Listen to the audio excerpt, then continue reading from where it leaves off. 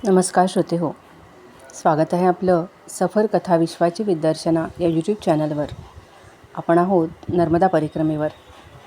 मागील भागात आपण पाहिलं, लेखक जुन्या शूलपाणेश्वर मंदिराजवळ खाडा नदीच्या गूढ हिरव्या पाण्याच्या शक्तिशाली अस्तित्वाजवळ पोहोचले. तिथे पेढरा दमखेडी या डोंगराच्या कुशीत वसलेले छोटेसे गाव पाहिले. तिथे अजूनही नर्मदा बचाव आंदोलन समितीचे काम चालू आहे. सगळं फार रम्य वातावरण होतं. हसत खेळत तिथे शिक्षण चालू होतं. आता पाहूयात पुढे विलक्षण अनुभव आला. पहिल्या 2 परिक्रमात मला श्री अश्वत्थाम्याचं दर्शन झाले का असे अनेकांनी विचारले. श्रीमती माई कुंटे यांना त्याचं दर्शन व्यवस्थित झाले होते, पण मला अनुभव नव्हता.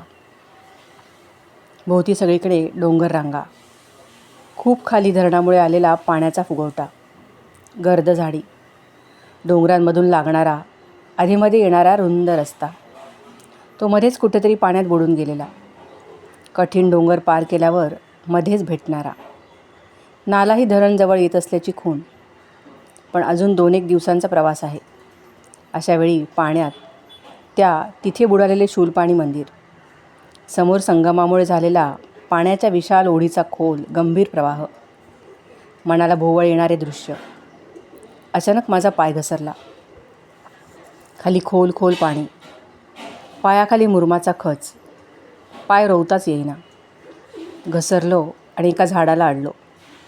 कसाबसा लटलट कापत पायाच्या पोटऱ्या, मांड्या, कुल्ले, दंड, ढोपरे सगळे खरवडून निघाले. हातातील काठी निसटली. ती आणखी 4-5 फूट खोल खाली घसरत जाऊन थांबली.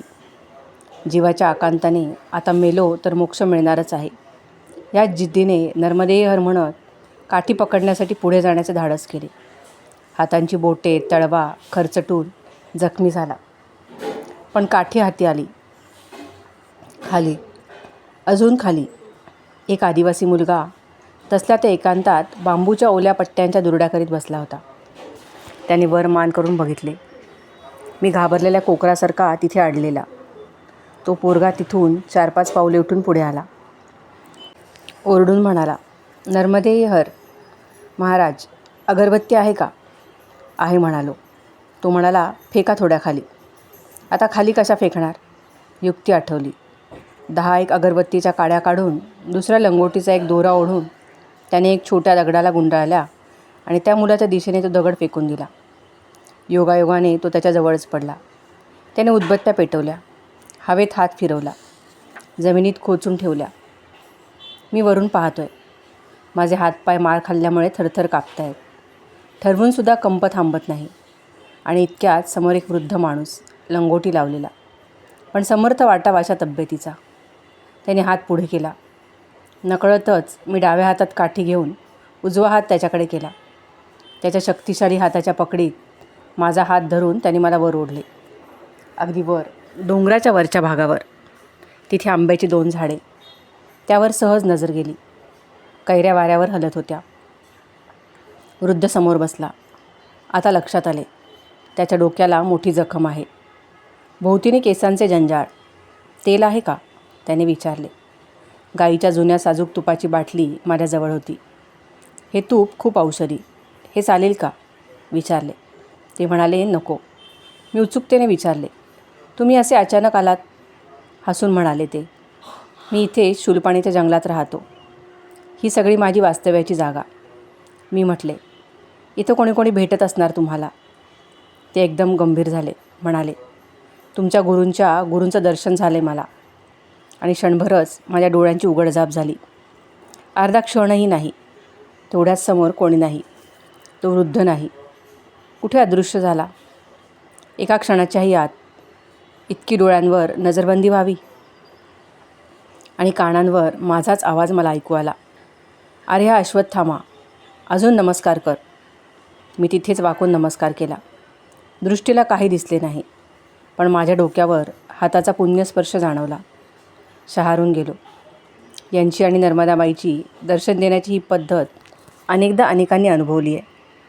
धन्य झाल्याचे समाधान झाले.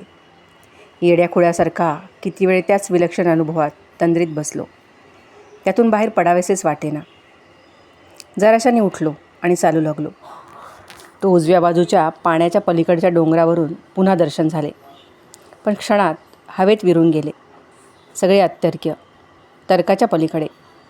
अनुचे दर्शन कोणाला झाले, कोणी पाहायला यानू. तीही एक वैज्ञानिक श्रद्धाच आहे. ही पण अध्यात्मातली श्रद्धाच आहे. सदा सर्वदा सर्व गोष्टी अनुभवता पाहता येत नाहीत. कुठेतरी क्ष गृहीत धरावाच लागतो. कुठलाही शास्त्रज्ञ घ्या, ऋषी घ्या, काहीतरी माहिती नसलेली शक्ती आहे, असावी असं म्हणतो. परामानसशास्त्रांनी असे अनेक गुंते समोर ठेवले आहेत, ज्याची लॉजिकली उत्तरे मिळत नाहीत. भौतिकशास्त्रांनी अध्यात्मशास्त्रातली उत्तरे मिळत नाहीत. ही वेगवेगळी डायमेन्शन्स आहेत. पेरूच्या झाडावर आंबे किती असा प्रश्न विचारण्याचाच अर्थ नाही. अर्थात नास्तिकांना माझा विरोध नाही. विचाराला विरोध का करावा? विज्ञान आणि अध्यात्म ही दोन्ही शास्त्रेच आहेत. मी बडबड करीत होतो. समोर मनिबेली गावचा श्री तुकाराम मास्तर डोळे मोठाले करून ऐकत होता. श्रीमती मेधा पाटकरांच्या नर्मदा जीवन शिक्षण शाळेत मास्तर आहे. उंचीने कमी पण बुद्धीने उंच, काळा सावळा, हसतमुख.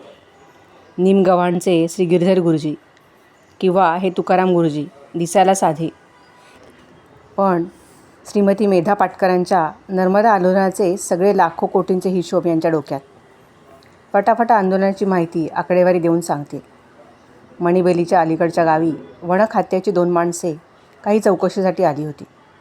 काही झाडे तोडायची होती.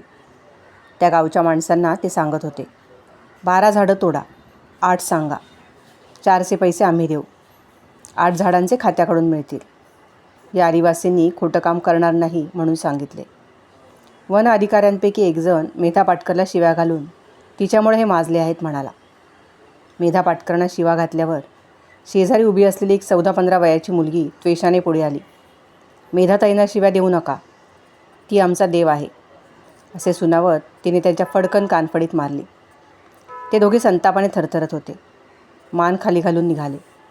मी उठलो आणि त्या दोघांना सांगितले, एकंदर खोटं काम करून घ्यायला तुम्ही आलात, त्याची ही शिक्षा आहे. बदला घ्यायची भावना ठेवू नका. ती मुलगी वागली ती बरोबर आहे, तिचं कौतुक करायला हवं. मेधा पाटकरांनी ज्योत पेटवली आहे, ती विझू देऊ नका. यातच आपलं सर्वांचं भलं आहे. दुसऱ्या दिवशी 5च्या सुमारास धरणाच्या जवळ पोहोचलो. खाली मजुरांच्या वस्तीतल्या दुकानात सरळ गेलो. मागच्या 2 वेळेची ओळख होतीच. माताजींनी तरट बसायला दिले, चहा दिला. मी विचारले, कोणी परिक्रमावासी आला का? म्हणाल्या, गेल्या 8 दिवसात तरी कोणी मूर्ती आली नाही. दूरवरून नर्मदा स्नान करून आलो. ध्यानपूजा आटोपली. भात, आमटी, भाजी जेवलो. एक तरट खाली एक अंगावर घेऊन झोपलो. मात्र यावेळी डासाने छळ केला नाही. फक्त अंगावर लंगोटी असल्याने मांड्या, पोटऱ्या, ढोपऱ्यांच्या वरच्या जखमांवर लोळताना तरट घासले की झोंबायचे. पण झोप लागल्यावर सर्व दुःखांचा अंत झाला. पहाटे उठून नवीन शूलपाणी मंदिराजवळून दर्शन घेऊन पुढे गेलो. डाव्या बाजूच्या श्री साई मंदिरात गोपाळबाबा आणि आमच्या मुख्य माताजींनी यावेळीही स्वागत केले. म्हणाल्या, महाराज या वयात आता किती परिक्रमा? हसून सांगितले, माताजी 3री परिक्रमा. म्हणून मैयानं आज्ञा दिली. चालू लागलो. मला काय कष्ट आहेत का? तुमच्यासारखे सज्जन पोटाला जेवण आणि डोक्यावर आशीर्वाद देत आहेत. सुखात हिंडतोय. सगळे हसलो. माताजींनी गोपाळबाबांना खून केली. त्यांनी मला नवीन लुंगी दिली. खालून नर्मदा स्नान करून आलो. लोटा भरून नर्मदा जल आणले. शिवपिंडीवर वाहिले. मानसपूजेला वाचनाला बसलो. जेमतेम 10:30 वाजले असतील. पण जेवण तयार झाले. जेवण झाल्यावर माताजींनी एक धोतर आणि कोपरी दिली. दक्षिणा दिली. नर्मदे हर म्हणून पुढे निघालो. खाली आलो तर एका परिक्रमावासीचं 2 लोकांशी भांडण. तो म्हणत होता, शूलपाणीतून आलो आहे. आणि हे दोघे म्हणत होते, मग अंगावर कपडे कसे काय एवढे? वरती बाबाजी आले. त्यांच्या अंगावर फक्त लंगोटी होती. काही पण थापा मारता. मला कोणीतरी हाक मारली. थांबलो. लोकांनी सांगितले, हा खोटं बोलतो आहे. मी ओळखले. हसून म्हणालो, हे शूलपाणीतूनच आले आहेत, परिक्रमेत आहेत. अंगावर कपडे आहेत हे खरं, पण ते मला निमगव्हाणला भेटले होते. कार्तिकेश्वर मंदिरापाशी आलो. इथले महंत सदा हसतमुख. मात्र कोठारी त्यागी होता. त्याचा एक भाऊ विधानसभेत होता म्हणे आणि दुसरा पोलिसात अधिकारी. हा भयंकर अहंकारी, संतापी, महंतांच्या पुढे भिजलेल्या मांजरांसारखा. महंतांच्या गैरहजेरीत मात्र आई बहिणीवरून शिव्या घालणारा. अहंकाराच्या नख्यांनी समोरच्याला जखमी करणारा. संतापला की एक डोळा थोडा काणा होणार आणि कानातून जणू धूर बाहेर पडतोय असे वाटणार. शिव्यांबरोबर तोंडात सदा जळती विडी. नाव मात्र त्यागी. त्याच्याशी माझा वाद झाला. वाद म्हणजे त्याने 2 शिव्या घातल्या. इथून चालता हो म्हणाला. पण नित्यपाठ असल्यामुळे शांत होतो. जरा वेळाने महंत स्नान करून आले. त्यांनी मात्र थांबायचा आग्रह केला. म्हणाले, वस्त्र घ्या, कमंडलू देतो, पैसे देतो. पण मी फक्त चहा घेतला आणि सामान उचलून पुढे निघालो. वर्षाच्या दत्त मंदिरात थांबलो. तिथून नंतर मनी नागेश्वरच्या इथे 2 दिवस थांबलो. महंतांनी माझ्याजवळ वासुदेव निवासी चौकशी केली. तिथून निघालो. यावेळी भालोदला थांबलो नाही. त्यापुढे चालत जाऊन एका शिवमंदिरात मुक्काम केला आणि दुसऱ्या दिवशी झगडी या गावी श्री जगदीश बापूंच्या मठीत मुक्काम केला. ही 3री परिक्रमा. पण यावेळी चतुर्मास करण्यासाठी थांबावे लागणार होते. पावसाळा सुरू होण्यापासून थांबण्यापर्यंत हिंडणे शास्त्राने बंद. एका जागी 4 महिने राहून अनुष्ठान करावे आणि मग पुढे जावे हा नियम. झगडियाला बापूंनी प्रेमाने आग्रह करून थांबवून घेतले. इथे नर्मदामाई खूप खोल आहे. दरवर्षीच्या पावसात मातीचा गाळ हजारो वर्ष आणून टाकलेला. त्यामुळे सुपीक झाली. केळ्याचे बाग चहूबाजूंनी फुललेले. नर्मदामाईचे भरपूर पाणी. जिकडे तिकडे हिरवेगार. पण नर्मदेचा पलीकडचा काठ मात्र रेतीने भरलेला. वाऱ्याने रेती उडायला लागली की पलीकडची झाडी, घरे, नांगरलेल्या नावा काही दिसत नाही. पलीकडच्या तीरावर सारसांच्या शेंद्री गुलाबी पंखांच्या जोड्या लांब माना सावरत उभ्या असतात. लांबून फक्त पांढरा रंग दिसतो. पण एकदम उडायला लागले की रंगांची जादू मोह घालते. इथे सकाळी प्रभात फेरी निघते. मग दूध मिळते. वाटेल तेवढे प्या. काही वेळा काढा मिळतो. चहा मात्र बंद. सकाळी 9 वाजता भोजन. दुपारी 4 वाजता पुन्हा दूध. 8ला जेवण. 24 तास रामनामाची धून. दिवसातून 3 तासाच्या 2 पाळ्या लागतात. म्हणजे प्रत्येकाला 24 तासातून 6 तास रामधून म्हणावीच लागते. काही लोक अखंड रामायण पाठ वाचण्यात भाग घेतात. ते पण वाचन वेळ 2दा 3 तास चालते. रामायण पाठ करणाऱ्यांना थोडे पैसेही मिळतात. माझी साधना श्री जगदीश बापूंना माहीत असल्याने त्यांनी मला या 2ही गोष्टीत सूट दिली. लोकांच्या भुवया उंचावल्या. हा कोण टिकोजीराव? फक्त यालाच का सूट? 2-3घांनी कोठारीला विचारले. कोठारी बापूंसारखाच हसनमुख, प्रसन्न. त्याने सांगितले, सूट बापूंनी दिली आहे, त्यांना विचारा. पण माझी साधना एवढ्या वेळ चालते, त्यातून वेळ मिळत नाही, म्हणून बापूंनी सूट दिली आहे हेही सांगितले. इथे जवळजवळ रोज कुणा श्रीमंतांकडून भंडारा असायचा. म्हणजे रोज मिष्ठान्नाचे जेवण. कधी 10, 25, 50 रुपये दक्षिणा. महिन्याला कमीत कमी 500-600 रुपये मिळणारच. वर कोणी वस्त्रे, शाल, कमंडलू देणार. परिक्रमावासींना 4 महिने सुखाचेच. अनुष्ठान करा, पुण्य मिळवा. ऐहिकाचीही लूट मिळणार. श्री जगदीश बापू हे आत्यंतिक शांत मूर्ती. नर्मदा परिक्रमेत अगदी अपवादाने असा शांत, प्रसन्न महंत दिसेल. कोणीही येवो, आनंदी स्वागत. थांबून ठेवून घेणार. विलक्षण प्रेम. परिक्रमावासी आजारी पडला तर त्याचे औषधपाणी, सेवा सगळे व्यवस्थित करणार. फक्त बिडी, सिगारेट, गांजा इथे एकदम बंद. व्यसन करणारा दूर जाऊन व्यसन करतोच, पण आश्रमात पूर्ण बंदी. या लोकांबद्दल खेद वाटतो. आदिवासींच्या शाळांनाही जगदीश बापू धान्याची मदत करतात. पैसाही थोडाफार देतात. सामाजिक जाणीव असणारा आणि त्याची जाहिरात न करणारा हा एक अपवाद असलेला साधू पुरुष आहे. त्यांच्याविषयी सगळ्यांनाच फार आदर, प्रेम, आपुलकी आहे. इथून समुद्र जवळच आहे. थोडे पुढे नर्मदामाई सागरालाच मिळते. त्यामुळे ज्वारभाटा म्हणजे पाण्याची भरती ओहोटी बघण्याचा आनंद घेता येतो. अमावस्येला ओहोटी आणि पौर्णिमेला भरतीचे पाणी 3-4 फूट चढलेले बघताना मनही उचंबळून येते. यथावकाश चतुर्मास संपला. श्री जगदीश बापूंनी प्रेमाने सर्वांना भरपूर दक्षिणा दिली. कोणाला वस्त्र, शाल, कांबळे, कमंडलू, थाळी, ज्याला जे हवे ते दिले. आनंदाने निरोप घेतला. सगळ्यांनी नर्मदे हरचा जल्लोष केला. परिक्रमावासी पुढे निघाले. मुखी नर्मदेचे नाव. पावले पुढे पुढे. काही दिवसात रेवासागर पार करून उत्तरखंडात प्रवेश. अधिक मास होता, पण 4 महिन्यांनीच आम्ही पुढे निघालो. आता हनुमंतेश्वर आणि नंतर अंकलेश्वर, त्यानंतर ढालखेडा, साटक नदी संगम, खलघाटला, श्री संकटमोचन हनुमान मंदिर, चिचली, अदलपुरा, कपिल मुनींनी तपश्चर्या केली ते कपिलेश्वर, मोहीपुरा आणि दत्तवाडा. दत्तवाडाच्या चंगाबाबांच्या समाधीस्थानी पोहोचलो. गेल्या गेल्या स्नान करून पूजेला बसलो. पूजा संपता संपता श्री वासुदेवानंद सरस्वतींची आरती सुरू झाली. ती संपल्यावर श्री स्वामींनी केलेली नर्मदा मातेची आरती सुरू झाली. आरती म्हणून डोळे उघडले तो समोर एक शुभ्र वस्त्रधारी, गोरेपान, तेजस्वी, नाकेले, डोळ्यावरच्या चष्म्यातून माझ्याकडे कुतूहलाने बघत असलेले उंचेपुरे गृहस्थ. मुद्रा प्रसन्न. मला मराठीतूनच त्यांनी विचारले, कुठल्या गावचे, नाव काय? मी सांगितले. कुठे एका जागी फार राहिलो नाही, पण पुण्याचा म्हणायला हरकत नाही. माझं नाव जगन्नाथ. हसले. म्हणाले, श्री गुळवणी महाराजांचे शिष्य ना तुम्ही? हो म्हणालो. म्हणाले, शक्तिपाताची दीक्षा घेण्यासाठी मी त्यांना पत्र पाठवलं होतं. तर त्यांनी मला पत्र लिहिलं की पुण्याला येण्याची आवश्यकता नाही. इंदोरला श्री विष्णू तीर्थजी आहेत, त्यांच्याकडून दीक्षा मिळेल. मी त्यांना तसे पत्र लिहितो. त्यांच्याकडे जा. श्री गुळवणी महाराजांचा थोरपणा पहा. त्यांनी मी इंदोरला राहतो म्हणून इथेच माझी सोय केली. पुढे श्री विष्णू तीर्थांकडे गेलो तर ते श्री गुळवणी महाराजांनी त्यांना लिहिलेले पत्रच वाचत होते. त्यांनी दीक्षा दिली. श्री गुळवणी महाराजांनी माझं काम केलं, पण मनात महाराजांबद्दल फार प्रेम आणि भक्ती राहिली.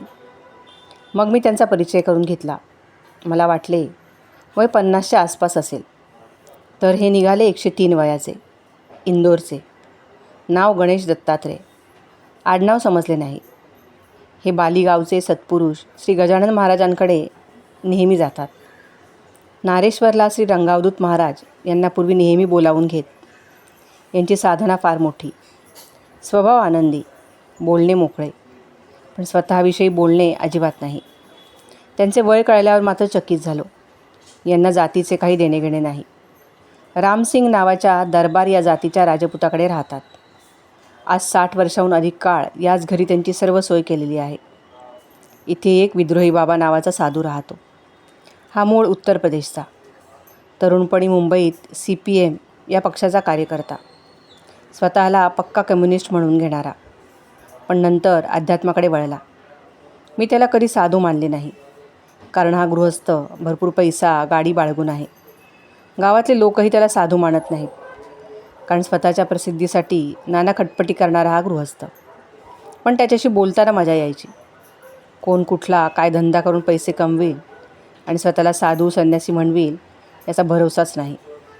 पण त्याच्या खोलीत सगळ्या आधुनिक सोयी आहेत. अर्थात देशभर असे खूप साधू आहेत. 60 वर्षापूर्वी एक श्री चंगाबाबा नावाचे मोठे सत्पुरुष अवलिये या गावात होते. अजूनही त्यांचे अनुभव लोकांना येतात. रात्री अनेकदा त्यांचे हातपाय, डोके निरनिराळ्या ठिकाणी पडलेले असते. सकाळी देह पुन्हा व्यवस्थित. ब्रिटिशांनीसुद्धा त्यांचे असे चमत्कारिक अनुभव घेतले होते. चंगाबाबा 103 वयाचे. श्री गणेश दत्तात्रय आणि त्याच गावी चंगाबाबांच्या समाधी शेजारी विद्रोही बाबा. वा, अनुभवाची काय एक एक विलक्षण कथा. हे खरे की ते खरे. सामान्य माणसे चंगाबाबांच्या समाधीचे दर्शन घेतात. श्री गणेश दत्तात्रय कोणाकडूनही काही घेत नाहीत. त्या दरबार कुटुंबात फक्त जेवण घेतात आणि दर्शन नमस्कार तर कोणाकडूनही नाही.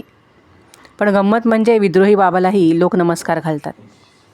मनात आले, हा भक्तीशी विद्रोह कधी थांबणार. भिलखेडी सोडले. तोच नंतर लुटण्याचा कार्यक्रम. लंगोटीवर प्रवास चालू. यावेळी मात्र रोज झोपडी मिळाली, भाकरी मिळाली. लोट्यात भिजवून गिळणे, तेच ते. पण आश्चर्य म्हणजे माझ्यावर यावेळी एकही प्रसंग गुदरला नाही. रोज गिळायला मिळाले. फक्त निमगव्हाणला पुन्हा मुक्काम झाला. एकच रात्र थांबलो, पण यावेळी लंगोटीची दैना झाली होती. श्री गिरधर गुरुजींनी नर्मदा बचाव समितीचा एक बॅनर गुंडाळायला दिला. कापड इतके विरविरीत जुने होते की गुडघ्यापर्यंत येणारे ते वस्त्र धरण ओलांडीपर्यंत नुसत्या चिंध्या झाल्या. मूळची लंगोटी बरी म्हणायची वेळ आली. यावेळी प्रत्येक ठिकाणी मागच्या ओळखीचे स्नेहात रूपांतर झाले. इतर परिक्रमावासींना नवल वाटायचे. हा कोण बाबा? सगळे याची दखल घेतात. बोलताना त्यांना कळायचे ही दुसरी तिसरी परिक्रमा आहे.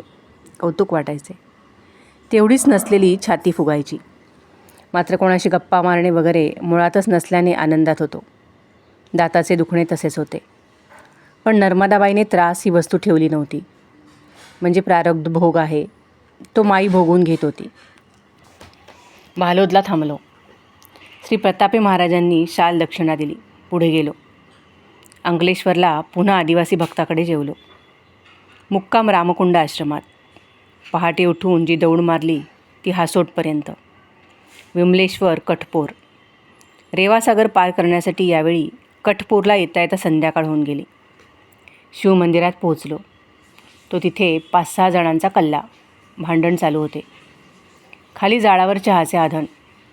मध्ये पडायची इच्छा नव्हती, पण दोघेजण आधीच्या परिक्रमेतले ओळखीचे निघाले. त्यांची मागच्या वेळी झगडिया गावी बाबूंच्या धर्मशाळेत गाठ पडली होती. ते अंकलेश्वरला येऊन तिथून घरी गेले होते. आता अंकलेश्वरला येऊन पुन्हा त्यांनी परिक्रमा चालू केली होती. त्यांचे आणि त्यांच्याबरोबरच्या लोकांचे पैशावरून वाद चालू होते. कोणीही पूर्वी किंवा आताही शूलपाणीतून आले नव्हते. बहुसंख्य हिंडणे बसमधून. त्यामुळे परिक्रमेचा सर्व देखावाच. भक्तीचा सोहळा राहिला. पैसा, मान, अपमानाचा गोंधळ महत्त्वाचा. माझी तिसरी परिक्रमा म्हटल्यावर एक जण माघार घेऊन खाली बसला. चहाचे प्याले भरले गेले. तोपर्यंत मी तिथून हळूच सटकलो.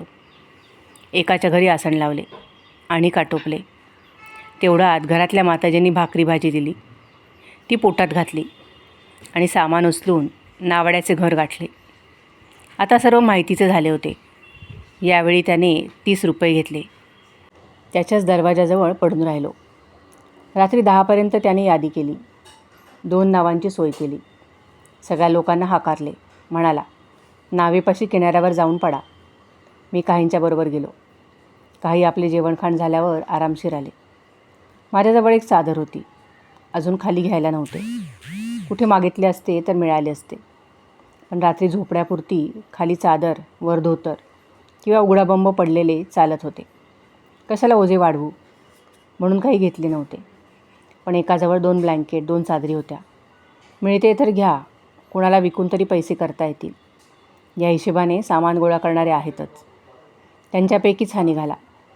त्याला काय वाटले माहीत नाही. म्हणाला, महाराज घ्या 1 ब्लँकेट. म्हणालो, फक्त अंथरण्यापुरतं घेतो. अंथरले. झोपलो. रात्री 2:30 वाजता नावाडी 2 टॉर्च घेऊन आले. भराभर चिखल राडा तुडवून लोक ओरडत ओरडत नावेत चढले. काही माताजी पाण्यात पडल्या. काहींना नावेत चढवताना फळी लागली. नावा चालू झाल्या. नर्मदेचा गजर झाला. नावाड्याने माणसे मोजली आणि एकदाचा नावेचा प्रवास डिझेल इंजिनाच्या कृपेने सुरू झाला. यावेळी मला नावाडी आणि ते परिक्रमावासी यांच्याकडून प्रसिद्धी मिळाली. 3 परिक्रमा म्हणजे काय महाराज? कौतुकच कौतुक. विचारलेल्या प्रश्नांना उत्तरे देताना डोसके दुखायला लागले. काहींचे तर म्हणणे असे की शूलपाणीतून एकदा जायला एवढा त्रास, 3-3दा काय आणि कसली परिक्रमा करताय हो? अर्थात असा प्रश्न विचारणारा नक्की शूलपाणीच्या जंगलातून गेलेला नसतो. पुण्यात पानशेत धरण फुटले तेव्हा ज्यांचा संसार वाहून गेला, नुकसान झाले, आयुष्याच्या कमाईची वाट लागली, त्यांच्यापेक्षा बाहेरच्या अनेकांनीच भाड्याच्या पावत्या दाखवून पैसे, भांडी, कपडे जमा केले. 10 ठिकाणी वाटपाच्या जागी जाऊन साड्या, कपडे आणली. वाडे पाण्यात बुडाले, पण या वाड्यात भाडेकरू होतो. अशा बनावट पावत्या घेतल्या. त्यांना पावत्या देणाऱ्यांनीही पैसा ओढला. धरण फुटल्यामुळे काही मेले. धन जमा करून काही वरती घेऊन तरले. परिक्रमेतही हे सर्व असते. भाविक आहेत, चोर आहेत, संन्यासी आहेत. संन्यासी बोकेसुद्धा आहेत. बोका कधी संन्यासी झाल्याचे पाहिले? अहो डोळे उघडा, भोवती तेच जास्ती आहेत. नावा कधी पोहोचणार? 2 वेळेचा अनुभव म्हणून लोकांनी मला विचारले. त्या अनुभवावर मी सांगितले. 4-4.5 तास लागतील, पण यावेळी इंजिन नवे होते. ताकदवान असेल. 2 तासात पोचलो. माझा चेहरा आधीच पडल्यासारखा दिसतो. तो अधिक पडला. 3 परिक्रमा म्हणजे थापा आहेच झाले, असे काही म्हणाले. समाधान झाले. पण एक तरुण MSc झालेला, चांगल्या प्रकृतीचा, काळीभोर दाढी, तीक्ष्ण नजर, नावेतून उचलल्यावर माझ्याजवळ आला. क्षत्रिय आहे म्हणाला. उच्च शिक्षण, उच्च विचारसरणी. पूर्वी देव वगैरे झूट मांडणारा, पण आता परिक्रमेत आला होता. एका सत्पुरुषाची कृपा झाली. ते म्हणाले, उगीच निंदा का करता, फक्त परिक्रमा करा, परमेश्वराचा अनुभव येईलच. मात्र अनुभवाचीही परीक्षा करा, निरीक्षण करा. पटलं तर माना, नाही पटलं, नाही अनुभव आला तर बोलूया. नुसती तोंडाची वाफ दवडून काय उपयोग. मोठे मोठे सत्पुरुष काही म्हणून गेलेत. ते कशाला खोटं बोलतील. त्यांना पैसा, प्रतिष्ठा, सत्ता काही नको होतं. त्यांचे आपल्यावर उपकार आहेत. त्यांनी काही लिहून ठेवलं आहे म्हणून आपल्याला समजत आहे. अनुभव घ्या. सगळ्याच क्षेत्रात फसवणूक आहे. सोन्याचीच नक्कल होते. भगवे कपडे घालणारे सर्व सज्जन आहेत असा कोणीच दावा करणार नाही. आपण विचार करून फोलपट आणि दाणे वेगळे करावेत. घास घेतल्यावर खडा लागला म्हणून आपण अन्न फेकून देत नाही. तोंडातून तेवढा खडा अलगद बाहेर काढतो. कुठलीच जात, धर्म यांना चांगल्याची अथवा वाईटाची मक्तेदारी दिली नाही आहे. गुणदोष वैयक्तिक बघावे. संपूर्ण जातीला, समाजाला दोष देऊ नये. बुद्धी सोनाराच्या तराजूसारखी ठेवावी, समतोल. विचाराला तलवारीची दुहेरी धार हवी. हा तरुण पूर्वी पक्का ब्राह्मणद्वेषी होता, पण आता त्याच्या विचाराला सागराची खोली आली आहे. विचार, आचार, मते पारखून घ्यायची सवय झाली. आधी नर्मदे हर तोंडातून बाहेर पडायचं नाही. आता मैयाचं प्रेम अनुभवले. निशंकपणे कोणाच्याही दरवाजावर जाऊन नर्मदे हर म्हणून हाक मारतो, भिक्षा घेतो. अनेक अनुभव आले म्हणाला. अनेकदा अनेक चमत्कारांचा धनी झाला. माझ्याबरोबर गतीने चालत आला.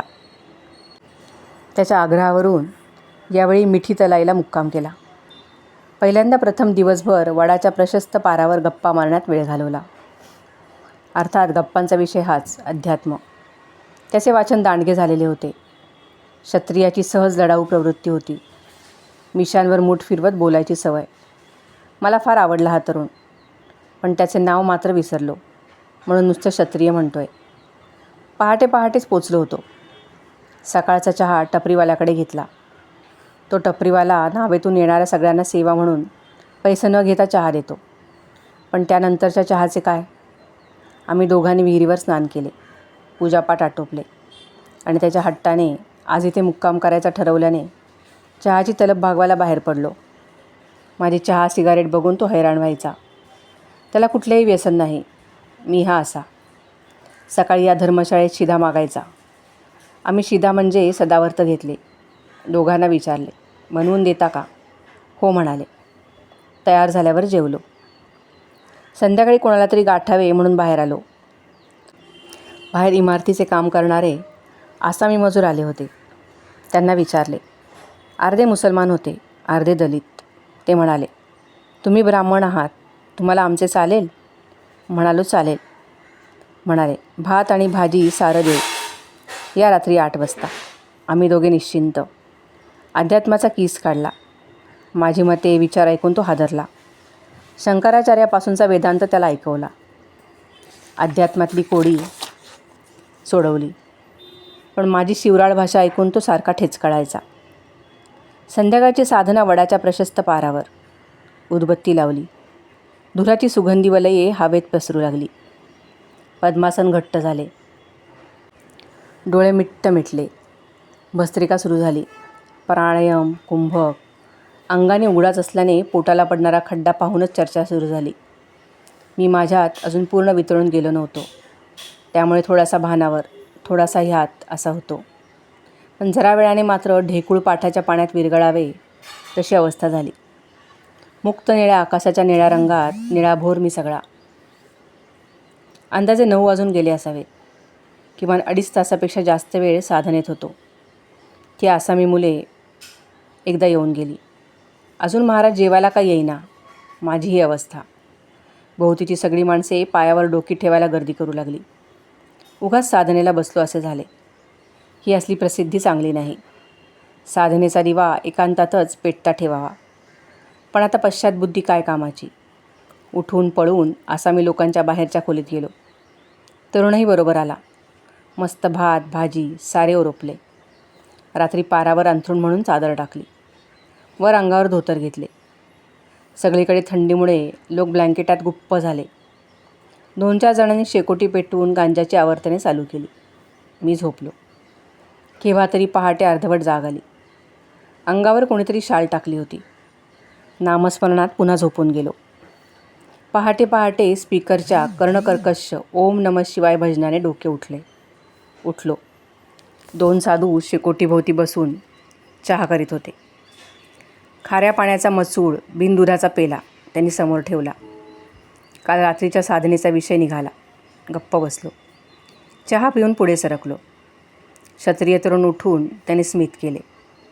थांबायचा खूप आग्रह केला. 2 मिनिटात आवरून येतो म्हणाला. मी सावध झालो. सामान उचलले. काठी घेतली. प्रमाणपत्रावर शिक्का मारण्याचे काम चालू होते. ते करून घेतले आणि पायाला वेग दिला. जितके लांब जाता येईल तेवढे जायचे असा निश्चय करून निघालो. उत्तरघाट सुरू झालेला. गुजरातचा संपन्न भाग. पण यावेळी अजूनही भूकंपाचा एखादा छोटासा धक्का बसायचा. त्यामुळे मानसिकता थोडीशी चिंताग्रस्त होती. व्यवहार चालू होते. कशाला काही कमी नव्हते. पण मनाला भीतीचा दंश झालेला हिंडताना बोलताना जाणवायचा. श्रोते हो, आजच्या भागात इथेच थांबूयात. पुढील परिक्रमेची अनुभूती घेण्यासाठी भेटूयात पुढील भागात. ऐकायला आवडत असेल तर नक्कीच लाईक, कमेंट आणि शेअर करायला विसरू नका. धन्यवाद.